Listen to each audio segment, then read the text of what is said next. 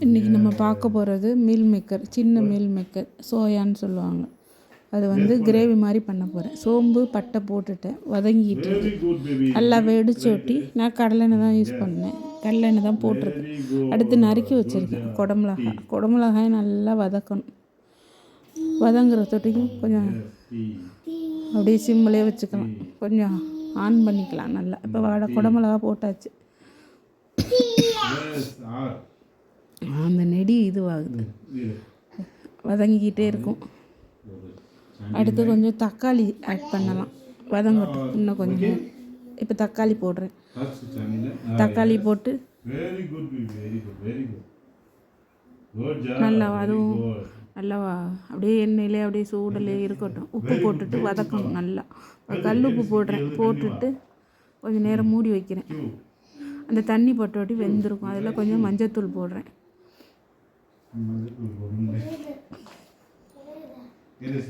மஞ்சத்தூள் போட்டு நல்லா வதக்கணும். அந்த ஆவியிலே வெந்திருக்கும் கொஞ்சம் ஓரளவுக்கு. தண்ணியெலாம் இறங்கி நல்லா தக்காளி வெந்திருக்கும். இப்போ நல்லா வதக்கணும்.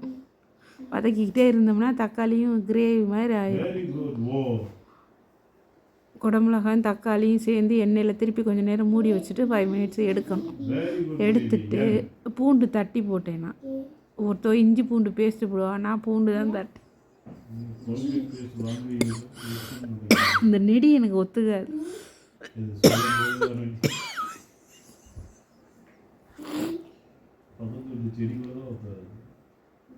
இப்போ நல்லா வதங்கிக்கிட்டே இருக்கு. நல்லா வதக்கணும் கரண்டியை வச்சு, அப்போ தான் அந்த கிரேவி கிடைக்கும் நமக்கு.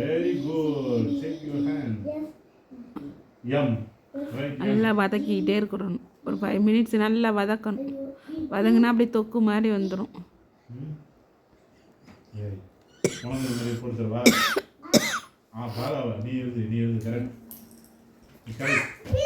நல்லா தொக்கு மாதிரி ஒரு 5 மினிட்ஸுக்கு வதக்கிடணும்.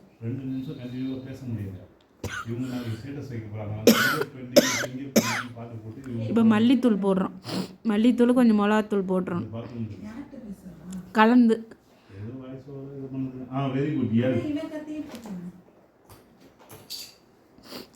இப்போ கரம் மசாலா கொஞ்சம் போட்டிருக்கேன். எல்லாத்தையும் நல்லா எண்ணெய் பிசுறு வர தொட்டியும் நல்லா வதக்கணும். சோறா தண்ணி 4 டம்ளர் ஊற்றுறேன்.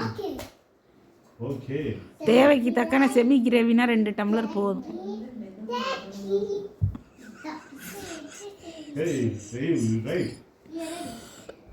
இப்போ மீல் மேக்கரை எடுத்து கொட்டணும். வேக வச்சு புளிஞ்சிடணும்.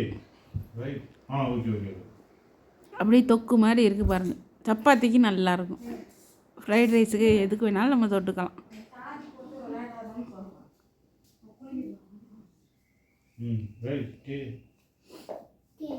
நல்லா கொதிக்கட்டும். ஒரு 10 நிமிஷம் கொதிக்கணும். கொதிச்சா தான் அந்த மசாலா வாடையெல்லாம் போகும்.